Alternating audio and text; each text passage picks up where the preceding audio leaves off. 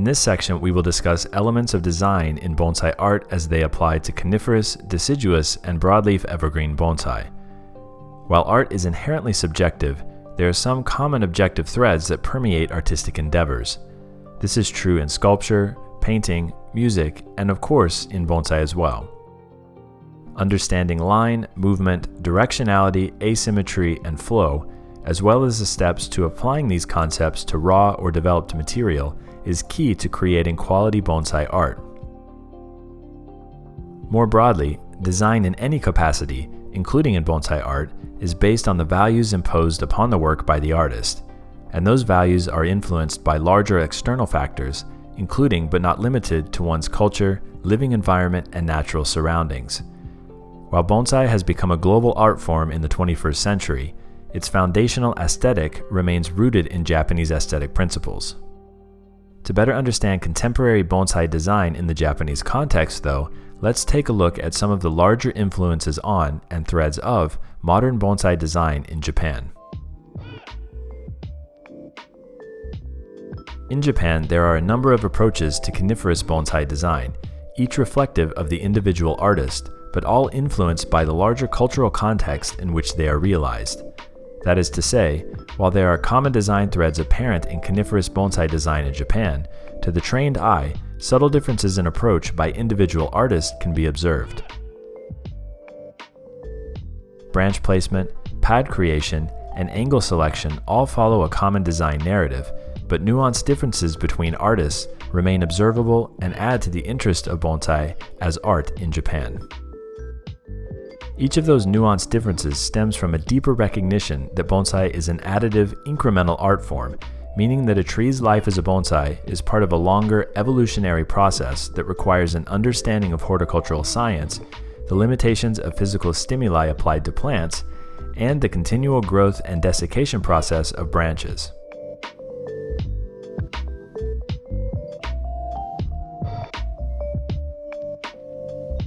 Over centuries, horticultural practices in Japan have been honed through the process of kaizen, or continual improvement, to yield what is today the highest standard in bonsai art in the world.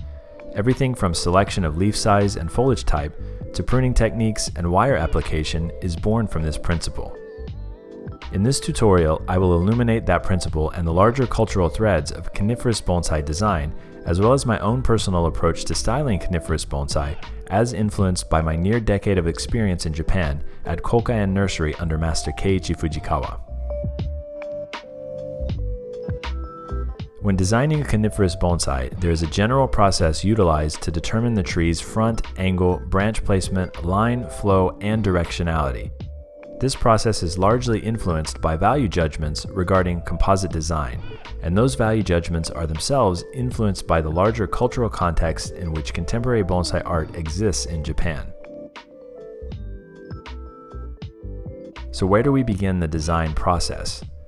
The first step involves identifying the desirable characteristics of the tree. The word desirable here implies subjective value judgment, and this is important to understand when discussing the following list of characteristics in coniferous bonsai design.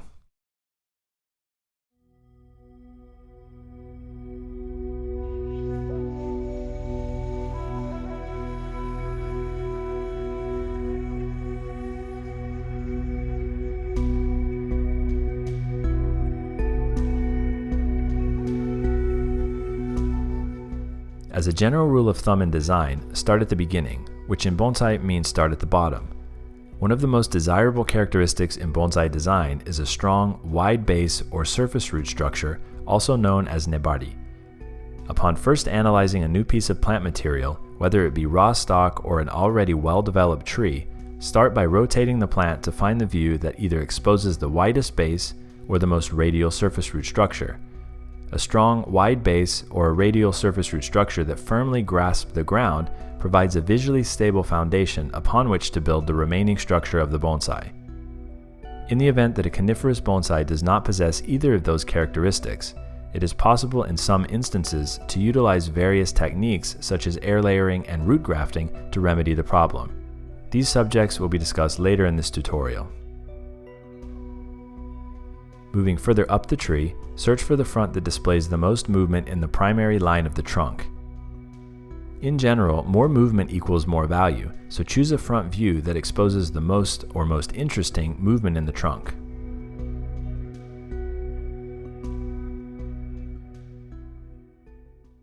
In coniferous bonsai design, one of the most desirable characteristics is shari, or deadwood, found on the trunk, as these features add to the overall story of the tree, where it grew in nature, the elements to which it was exposed, the years of battling against those elements, and its ability to persevere in spite of its situation.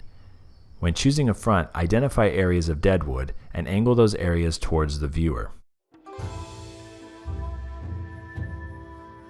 After finding the widest base or most radial surface root structure, trunk line with the most movement, and shari along the trunk, the next step is to identify the best compromise between each of these elements.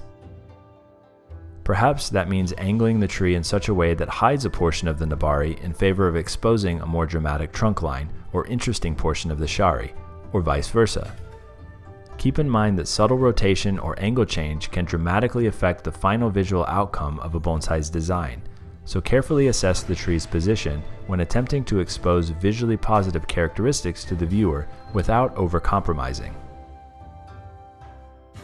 The next step involves identifying the flaws or undesirable characteristics of the tree and finding ways to eliminate or disguise those areas.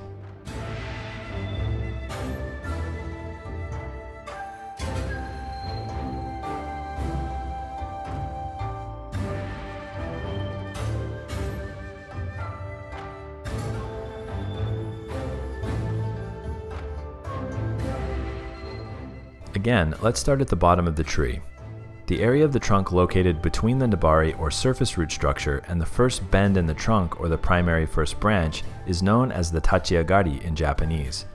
In many instances, this portion of the trunk will appear perpendicular relative to the soil surface.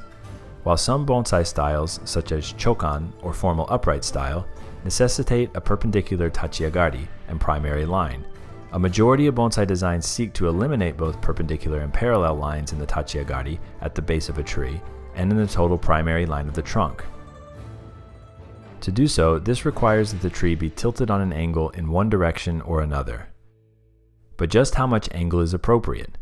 Well, this depends on the desired visual outcome of the design. That is to say, do you wish to evoke a calmer feeling in the viewer, or do you wish to make the viewer slightly uneasy? Or is there another emotion that you wish to bring forth in the viewer's mind? Whatever the case may be, the planting angle chosen for the tree will certainly add to the total visual effect of the final composition, and should therefore be carefully selected by the designer. With regards to this particular discussion though, at the very least, the tree should be angled to a degree that all parallel and perpendicular primary lines are visually eliminated. Inverse taper is another flaw that is commonly found in plant material, both in nursery stock and in raw yamadori from the mountains. Choosing a front that either hides or minimizes the visual appearance of inverse taper is key in bonsai design. Keep in mind though that in some rare instances, inverse taper can be utilized as an endearing characteristic in bonsai design. Ideally, avoid choosing a front that exposes a pigeon-breasted view of the trunk, but rather identify a trunk line that moves laterally. Portions of the trunk that protrude directly towards the viewer will often appear visually straight when viewed from the tree's chosen front. Slight rotation of the tree, however, will often turn those boring features into interesting primary lines with movement. This brings us to the final piece of the design puzzle: branch placement and apex creation. The final design of a bonsai must be visually balanced vis-a-vis the placement of branches and apex. The placement of primary, secondary, and tertiary branches, as well as the apex, will determine not only the balance, flow, and directionality of the tree, but it is key in framing positive characteristics and hiding undesirable areas of the bonsai. Let's look at each of the following design elements in more detail.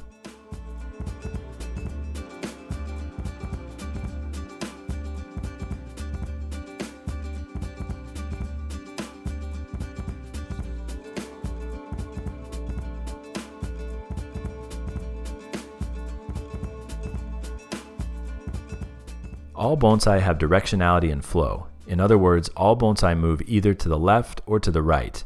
The determining factor in the directional movement of a bonsai, however, is not solely dictated by the overall directionality of the trunk. Rather, directional movement is determined by a combination of features, including trunk movement, branch placement, and apical orientation. In principle, the directional movement of the trunk, the placement of the first primary branch, and the orientation of the apex as an average of the entire tree will dictate the directionality of the bonsai. In other words, if the trunk on average moves to the right, the primary first branch is located on the right side of the trunk, and the apex is oriented to the right of the tree's central axis of symmetry, then that tree can be said to have rightward directionality. In some cases, the trunk of the tree might be oriented in a manner opposite to that of the primary first branch and apex. The dynamic tension created between the opposition of the primary trunk line and the movement of the first branch versus the apical balance provides a unique visual experience to the composition. On average, though, it is the balance of those three main elements, trunk directionality, placement of the primary first branch, and apical orientation, that ultimately determines the overall directionality of a bonsai. In addition to affecting directionality, branch placement is key to accentuating visually positive elements of a bonsai. That is to say, branches should be utilized in a manner that creates a proverbial picture frame around the most visually appealing aspects of a given tree. For example, if a tree possesses beautiful shari or an interesting trunk curvature, branches should be wired and placed in a manner that directs the viewer's eye to those areas. We will delve deeper into the mechanics of this subject later in this tutorial. Next, let's take a look at apical orientation. One common trope in bonsai circles is that the apex of the tree should be situated over the top of the tree's base to create said visual balance. This, however, is an overgeneralized guideline that, in practice, very seldom occurs. While it is true that one way to bring visual balance to the design of a bonsai is to position the apex in such a manner, in reality, it is often difficult, if not impossible, to do so. What is more often the case is that balance is created via a combination of branch placement and the position of the apex relative to the angle and base of the tree. All of these design elements bring us to the larger discussion in bonsai design of asymmetry. Asymmetrical design is what gives a bonsai its directionality. It's what provides visual interest to the composition and what forces the viewer's eye to move in directions desired by the tree's designer. Asymmetry can be accentuated to a larger or lesser degree depending on the tree's angle position and placement of branches and apex relative to the tree's central axis of symmetry. Asymmetrical design aspects will be brought to life in the case studies found later in this tutorial.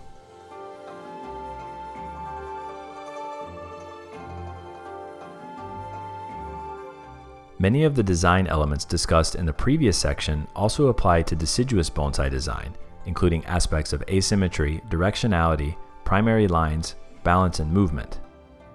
However, there are some key differences in design approach between coniferous and deciduous bonsai. In the previous section, we discussed the necessity of understanding the timescale necessary for developing bonsai in general, and coniferous bonsai specifically. This understanding is even more pertinent when developing deciduous plant species as bonsai. Why is this exactly? It has everything to do with what we place value on in deciduous bonsai design. Let's begin this discussion by assessing both the desirable and undesirable features in deciduous bonsai.